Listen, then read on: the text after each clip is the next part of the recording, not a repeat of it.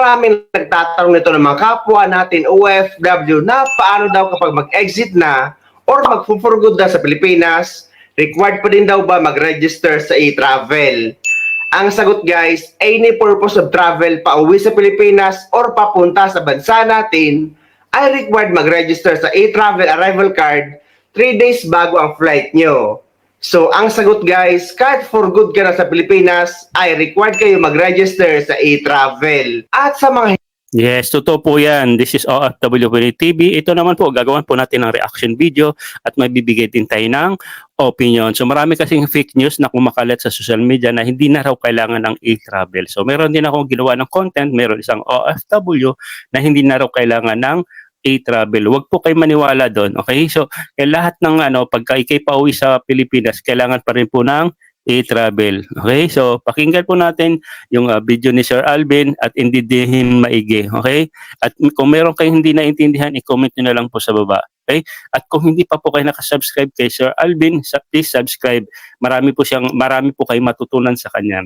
And then, kung bago lang po kayo dito sa aking YouTube channel, please subscribe and then click nyo po yung button below para lagi po kitang update tuwing mag-upload ako ng ganito. Sige, pakinggan maigi ang video ni Sir Alvin. hindi marunong mag-register sa e-travel arrival card, eto guys, meron akong video tutorial na idudugtog ko na lang sa video na ito. Dahil nga inilunsad ng DMW, Bureau of Customs, DICT, kasama ang Bureau of Immigration ang bagong e-travel system or New Enhanced e-travel system kung saan makikita nyo na ang inyong OEC kapag nag-register kayo sa e-travel. At dahil dyan, napakarami nag-request na gawan ko daw ng video tutorial ang bagong Enhanced e-travel system para magkaroon sila ng idea. Nauna ko na nga nagawa ng video tutorial ang New Enhanced e-travel departure card registration at ngayon naman ay e-travel arrival card pauwi sa Pilipinas naman ang ituturo ko sa inyo. At para makapag-register na kayo sa inyong e-travel arrival card pauwi sa Pilipinas ay kailangan nyo pumunta sa e-travel website na e-travel. So yung arrival, ibig sabihin, uuwi po tayo sa Pilipinas or magbakasyon. Okay, mahalaga po ito doon sa mga kapwa kong OFW. Okay, ayan, kung excited po kayo umuwi, kahit sino naman excited pero kailangan nyo rin po sumunod sa rules ng Pilipinas regarding po dito sa e-travel. Mahalaga po ito, hindi po kayo makakalabas sa airport pag wala po kayong e-travel. Tuloy po natin. .gov.ph. Pwede nga kayo mag-register through eGov app. Pero sa e-travel website, ang ituturo ko sa inyo. At ang pag-register sa e-travel arrival card man or e-travel departure card ay 3 days bago ang flight nyo pauwi man sa Pilipinas or pabalik sa ibang bansa. Kahit anong araw guys, basta sa loob ng 3 days bago ang flight nyo. After nyo mapasok yung website, ay eto yung lalabas. I-click nyo yung sign in. At dito guys, sa may mga account na ay kailangan nyo lang mag-login. Pero sa mga wala pa, dahil ituturo ko sa inyo kung paano gumawa ng account. Dito tayo sa create account sa mga wala. So idadagdag ko lang yung email address ang ilalagay nyo. Make sure po make sure na tama. Okay? And dapat sa iyo. Kasi mahalaga po yung OTP, yung confirmation niya. Kailangan makaka-receive po kayo. Okay? Yun po, malinaw po yun Wala pang account sa e-travel. And after nyo maklik yung create account ay lalabas ito. Ilalagay nyo ngayon ang email address na gagamitin nyo sa paggawa ng account nyo sa e-travel. At kapag naman already taken ang lumabas, ay kailangan nyo lang gumamit ng ibang email address. And after that, click continue. At after nyo maklik yung continue, ay eto yung lalabas. Kailangan nyo puntahan yung email address nyo dahil doon sinend ng e-travel yung one-time PIN or OTP. Pero napakarami nagkakaproblema dito guys dahil kapag pinupuntahan daw nila ang kanilang email address, ay nawawala or bumabalik sa una. Ang gagawin nyo lang guys, yung ibig sabihin ng nawawala, baka nasa spam inbox. Check nyo rin po sa nyo, sa email. Nandun po yung inbox, outbox, tapos may spam inbox. Minsan dun po napupunta yung OTP. Okay? So make sure, check nyo rin po kung wala po kayong nare-receive or notification. Okay? Lang guys, para hindi mawala, ay i-click nyo sa taas sa gilid yung tab. At after nyo yan mapindot, ay ito yung lalabas. So, puntahan nyo na ang inyong email address at hindi yan mawawala. So, after nyo makuha ang inyong OTP sa inyong email address, ito po yung sinasabing ito po yung sinasabing OTP, okay? Ito po yung ilalagay nyo. So, mababasa nyo naman okay? Yung e-travel team email.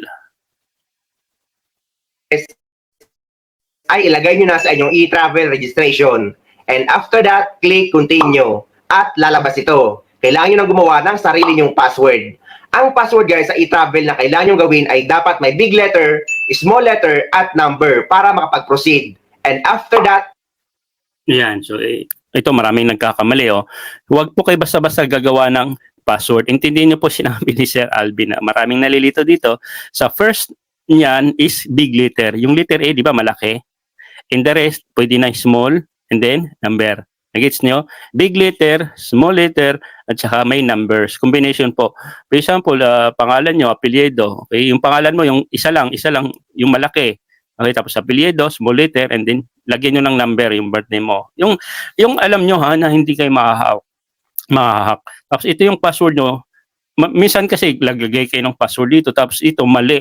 So hindi ka kayo makakapag-proceed. So kung ano yung password dito, at anong meron dito, dapat parehas.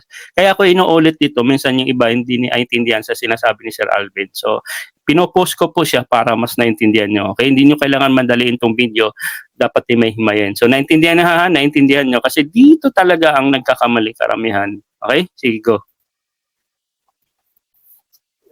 click continue. After nyo maklik yung continue, ay lalabas ito. Onboarding personal information. Kailangan nyo na ngayon guys ilagay ang picture nyo. Dati ay inalis na ang picture pero ngayon ay nare-record ulit at kapag hindi nyo yan nilagyan ay hindi kayo makakapag-proceed. So pwede nyo lagyan guys ng photo sa cellphone nyo o kaya naman mag-take selfie kayo. Sa pagkakataon nito guys ay ginawan ko ng account yung dummy photo or stock photo or passport na nakalagay sa Google. Hindi na kasi pwedeng gamitin ang pangalan ko sa paggawa ng panibagong account sa e-travel dahil meron na akong account. After nyo malagay ang inyong photo, kailangan nyo nang ilagay ang inyong pangalan, kasarian, mobile number, citizenship, at country of birth. Diyan sa suffix guys, sa mga wala namang suffix or yung dugtong sa pangalan, ay iwanan nyo lang yung naka-blank. Sa mobile number naman, kung wala kayong Philippine number, ay pwede nyo gamitin ang number nyo sa abroad. I-click nyo lang yung flag sa gilid para mabago. Pero kung wala rin kayong mobile number sa abroad, ay pwede nyo rin gamitin ang number ng kamag-anak nyo sa Pilipinas. Dahil ang importante dito ay makapag-proceed kayo. Tapos guys, ilalagay nyo ngayon ang inyong passport issued country. Meaning nito kung saan in-issue ang passport nyo. For example, dito sa Philippine Consulate, Dubai, ilalagay nyo ay Ayan. So ito yung isa sa mga problema, wala po yung password nyo, nasa amo nyo. So kunin nyo po sa amo nyo, hiramin nyo po. Okay, sundin nyo po kung ano yung nakasulat dun sa passport at ilang naman po ang ilalagay nyo dito sa loob. Okay, malinaw po tayo doon. United Arab Emirates sa passport issued country. Pero kung sa Pilipinas nyo nakuha ang passport nyo, ay ilalagay nyo ay Philippines. At ang passport issued date. At dito naman sa baba ay ilalagay nyo ang category ng inyong occupation or ng inyong trabaho. And after that, click next. Andito na tayo sa permanent country of residence. Ang ilalagay nyo ay Philippines. Pero kung permanent residence na kayo sa ibang bansa, ay yung address nyo sa ibang bansa ang ilalagay nyo. Dahil ilalagay nyo naman mamaya ang destination upon arrival nyo sa Pilipinas. At ilalagay nyo ngayon ang inyong province, municipality, barangay, at ang inyong house number. Kung wala naman kayong house number, ilagay nyo lang ay 000. At dyan naman sa address line 2, iwanan nyo lang yung naka-blank. And after that, click next. At lalabas ito. Huwag po kayo mag-alala doon sa mga nakapanood ng video ha. Kung meron kayo ditong part na sinabi ni Sir Alvin na hindi nyo maintindihan, like password, okay, i-comment nyo lang. Kasi ang dami ko pong nasasagot regarding, may mali lang po sila katulad ng password. Lahat capital letter, walang number. So, okay, don't worry. Focus lang po sa kapapanood. Pinupost ko po siya para, ibig ko sabihin, kung may mga problema po kayo, comment nyo lang sa comment section dito and then ako magre-reply sa iyo mismo. Okay? So, intindihin nyo lang muna yung sinasabi ni Sir Alvin. Kaya ako pinopost guys para, okay? So, yun lang. Sige, tuloy natin. Ito, onboarding summary. I-review nyo lang at kapag okay naman, scroll nyo, click submit. At eto na ang lalabas. Dahil nga pauwi tayo sa Pilipinas, ang pipili nyo dyan is arrival entering the Philippines. And after that, click continue. Andito na tayo ngayon sa new travel declaration. At dito sa purpose of travel, ang pipili nyo dyan is OFW. Kapag uuwi man kayo sa Pilipinas or babalik sa ibang bansa, ay OFW ang pipili nyo sa purpose of travel kung isa kayong OFW. At sa mga nagtatanong kung lalabas din daw ba ang OEC information kapag e-travel arrival card registration, ang sagot ay hindi. Dahil sa e-travel departure card lang yon. Dahil ang OEC ay ginagamit pabalik sa ibang bansa, hindi pa uwi sa Pilipinas. Traveler type, aircraft passenger. At ilalagay nyo ngayon ay yung name of airlines or ang eroplano na sasakyan nyo pauwi sa Pilipinas at ang inyong flight number. Again guys, hindi dito kasama ang domestic flight kahit sa ibang bansa. For example, magagaling kayo sa ibang lugar sa Saudi Arabia papunta sa Jeddah. From Jeddah pauwi sa Pilipinas. So ang ilalagay nyo eroplano guys is yung magagaling sa Jeddah na magdadala sa inyo sa Pilipinas. Take note pala sa may mga connecting flight dito sa Dubai, United Arab Emirates or Abu Dhabi, United Arab Emirates dahil nagkakamali sila or nalilito sila. Dahil ang nilalagay nila sa country of transit ay Abu Dhabi, United Arab Emirates or Dubai, United Arab Emirates. Kaya hindi sila makapag-proceed guys dahil ang country dito ay United Arab Emirates lang, hindi kasamang Dubai at Abu Dhabi. Inuulit natin na ang bansa dito ay United Arab Emirates. At dito naman sa... Actually, maraming nalilito dito sa UAE, no? Ang nagiging bansa yung Dubai, hindi na nakikilala yung hindi na nakikilala yung United Arab Emirates, kundi nakikilala ang Dubai. Ang bansa po, yung tunay kasasabi lang ni Sir Alvin, is United Arab Emirates. Palang Philippines, yung iba ginagawa, yung Manila ang ginawang bansa. Mas kilala kasi ang Manila. Sige, tuloy lang po natin. Sa country of origin ay ilalagay nyo kung saan bansa kayo nagtatrabaho or original na manggagaling. At dito naman sa airport of origin, kung saang airport kayo original ding manggagaling. For example, Dubai Airport. At dito naman sa date of departure is ito yung flight nyo pauwi sa Pilipinas galing sa bansa kung saan kayo nagtatrabaho. Na makikita nyo sa inyong ticket. Sa may mga connecting flight naman ay i-click nyo yung box. Tapos ilalagay nyo ang country of transit or yung bansa na dadaanan nyo. At ang airport of transit, yung airport na dadaanan nyo sa ibang bansa na makikita nyo yung pangalan ng airport sa inyong ticket at yung date of transit. Pero kung wala naman kayong connecting flight, ay huwag nyo i-click yung box. At dito naman sa airport of destination, ay ilalagay nyo yung airport na lalapagan nyo sa Pilipinas. For example, Ninoy Aquino International Airport Terminal 3. At yung date of arrival or yung date ng lapag nyo sa Pilipinas. At dito naman sa destination upon arrival nyo sa Pilipinas, i-click nyo yung residence. At kung pareho lang naman ang address nyo sa permanent country of residence, ay i-click nyo yung same as permanent country of residence at automatic nang lalabas yan dyan. And after that, click next. At lalabas na ito, health declaration. Dito naman sa country visited in last 30 days, kung wala naman ay iwanan nyo lang yung naka-blank. At dito naman sa baba, kung hindi naman kayo nagkasakit in past 30 days, i-click nyo lang yung dalawang no. And after that, click next. At lalabas na itong So, dapat laging no, ha? Kahit sabihin natin may naramdaman ko before, bago kayo umuwi, nagkasakit kayo, huwag nyo ilagay ng yes kasi maraming hahanapan na requirements sa'yo. So, sundin nyo lang sinabi ni Sir, no, no, no. Tuloy natin. Customs Declaration. Nagawa ko na nga ito guys ng video. So, kung wala naman kayong dalang mamahalin na nakalagay sa inyong bag, or mga alahas, relo, mamahaling bag, or bote ng wine, o kaya naman cellphone na nakabox pa, o kaya naman mga pambentang gamit or items at pera na hindi lalampas at foreign currency na hindi lalampas sa 10,000 US dollar ay hindi nyo kailangan mag-declare sa Customs Declaration. I-click nyo lang yang no. Pero kung may mga dala kayo ng lahat ng nabanggit ko ay required kayong mag-declare. Ngunit kung mga chocolate lang ang laman ng inyong bagahe at wala nang ibang mamahalin pa ay hindi nyo kailangan mag-declare. Sa mga alahas naman, lahat ng suot-suot yung alahas kagaya nito at gaya nito, ay hindi nyo yan kailangan i-declare guys dahil lahat ng suot-suot nyo sa inyong katawan ay hindi na kailangang i-declare. Yan, so dito sa ibang bansa, pwede nyo hindi i-declare. Okay, kahit suot-suot nyo, mas maganda nga isuot nyo eh. Okay, ilagay nyo lang sa ilalim ng damit katulad ng ginawa ni Sir Alvin. Pero kung palapag na kayo sa Pilipinas, ay nako, itago nyo na. Alam nyo na ibig sabihin. Kahit hindi nyo i-declare o i-declare nyo yan, kahit nasa damit nyo o kung saan man, kahit hand-carry nyo yan, sigurado, maniwala kayo, isang segundo yan, wala na yan. Eh yung ang laman ng box, nawawala, yan pa kayang ilalagay mo sa conveyor, di ba? Ilalagay mo dun sa box pagka dumaan ka. Eh nako, siguraduhin nyo po, pagdating sa Pilipinas, hindi naman lahat ng tao na sa Pilipinas o sa immigration o sa mga airport personnel na nangunguha ng gamit, hindi naman lahat. Pero balita po kasi natin lagi yan. Meron talagang may magic dyan. Sige po, tuloy po natin.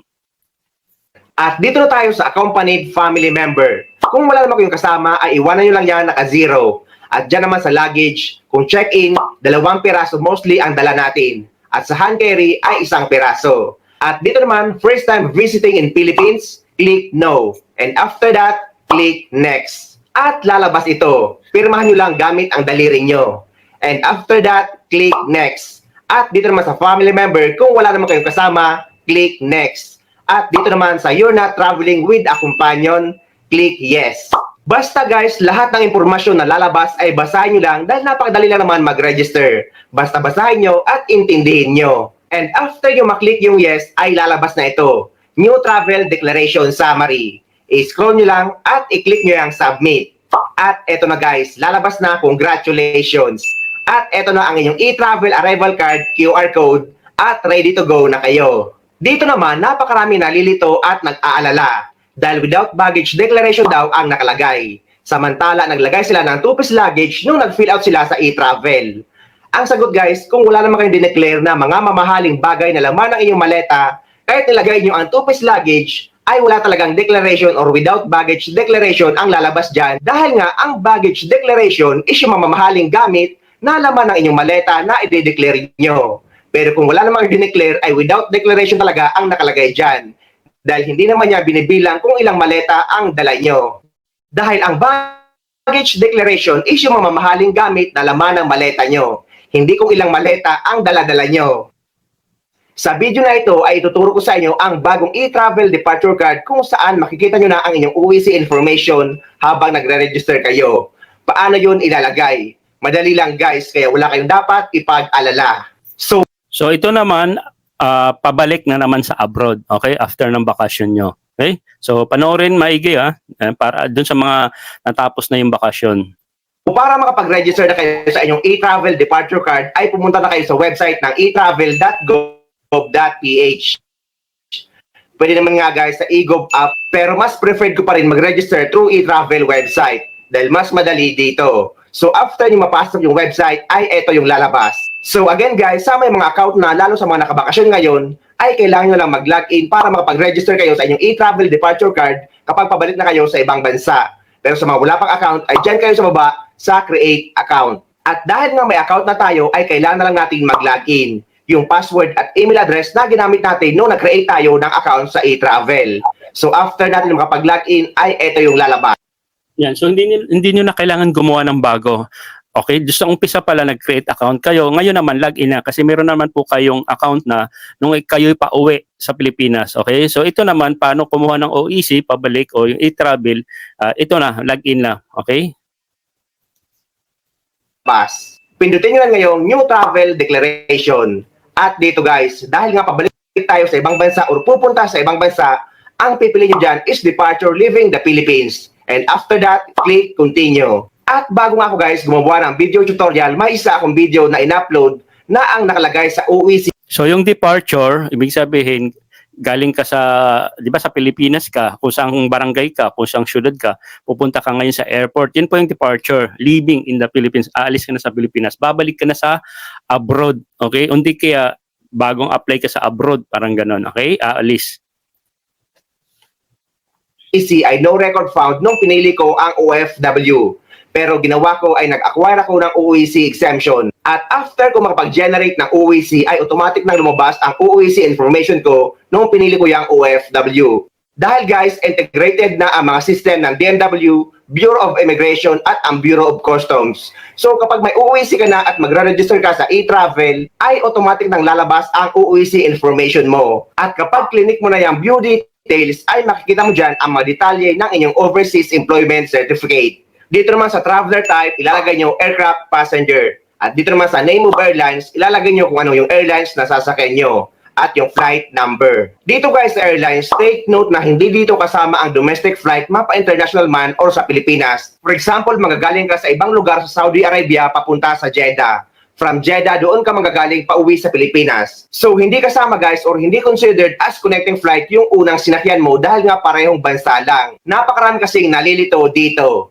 At kapag may connecting flight naman kayo sa Dubai Airport o kaya naman sa Abu Dhabi Airport, napakarami nagkakamali dahil nilalagay nila sa country of transit ay Abu Dhabi United Arab Emirates or Dubai United Arab Emirates.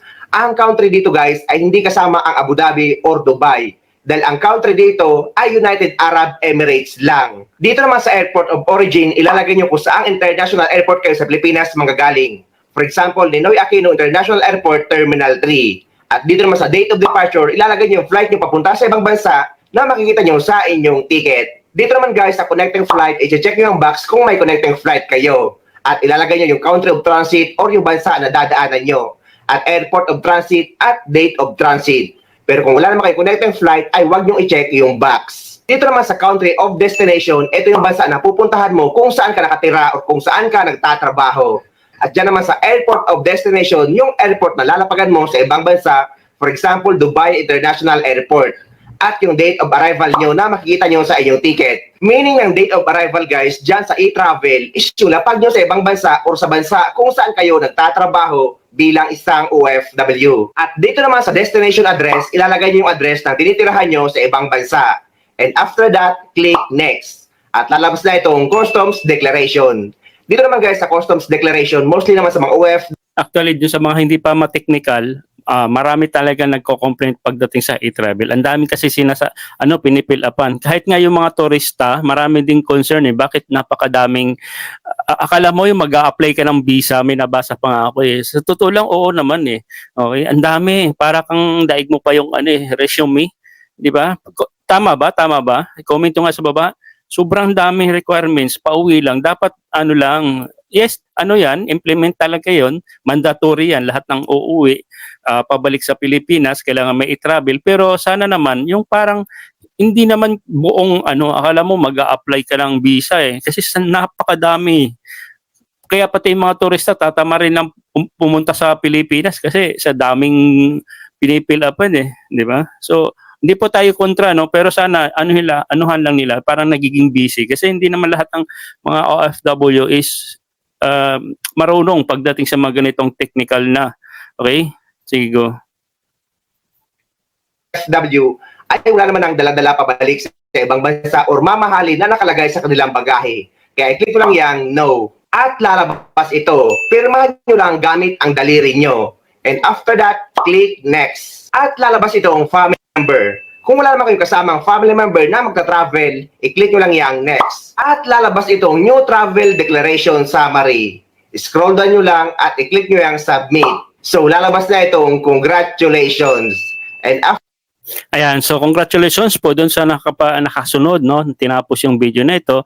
Ang ginawa po yan ni Sir Alvin, okay, pauwi sa Pilipinas at pabalik abroad. So sana nakasunod kayo. Kung may mga question po kayo, i-comment nyo na lang po sa baba kung anong part po nyo hindi naintindihan. Sabi ko nga kanina dapat yung e-travel, hindi lang masyado daming pinifill upan. Kasi naalala ko nung nasa agency, kontrata nga may simpleng pinipirman Hirap na hirap mag-sign up yung mga kapwa kong OFW, paalis pa lang abroad Much more pa dito online, nag-iisa na lang sila sa bahay. Okay, nag-iisa ka sa bahay, wala kang hingi ng katulong. Malay mo yung mga kasama mo sa bahay, hindi naman nila alam yan kung ibang lahi, pati yung amo mo. Do, ang dami kasing pinipilapan sa e-travel kaya yung iba tinatamad na umuwi dahil lang dito sa e-travel. Okay? Baka kasi magkakamali pa sila, ma-offload pa sa airport. Ayan, so yun lang guys. Kung nagustuhan mo tong video na ito, please subscribe my YouTube channel. Okay? OFW Pinoy TV. And thank you din kay Sir Alvin sa napakagandang explanation. Malinaw na malinaw, Sir Alvin. Okay? Sana marami pa po tayong matulungan mga kapwa nating OFW. Anyway, si Sir Alvin nakauwi na kasi yan sa Pilipinas at nakabalik na. So alam niya paano gumawa ng e-travel. Okay? So see you in my next video. God bless and bye-bye.